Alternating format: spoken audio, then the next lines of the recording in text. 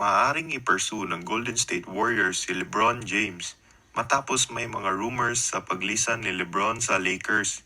Kitang-kita naman na ang Los Angeles Lakers na dahan-dahan nang nag-move on kay LeBron at nag-focus na silang mag-build para sa kanilang mas bata at future star na si Luka Doncic.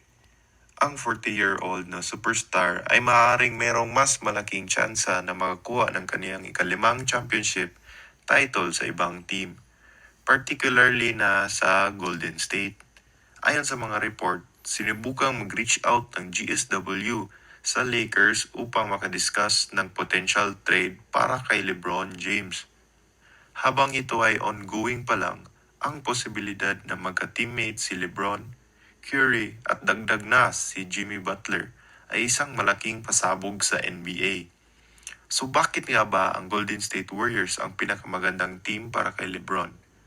Well, ang GSW ay hindi baguhan sa pag-angkit ng mga championship kasama ang kanilang superstar cores. Magiging isa na sa pinaka-experienced, skilled, and intelligent big three sa NBA history ang pagdagdag ni LeBron sa lineup ni Curry at Butler, kung saan silang tatlo ay may veterano at may championship experiences na.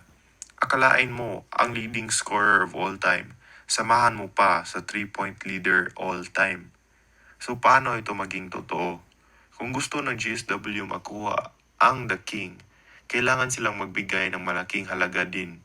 Sa contract ni LeBron na $52.6 million, kailangang i-let go ng Warriors si Jonathan Kuminga, Brandon Podziemski at multiple first round picks.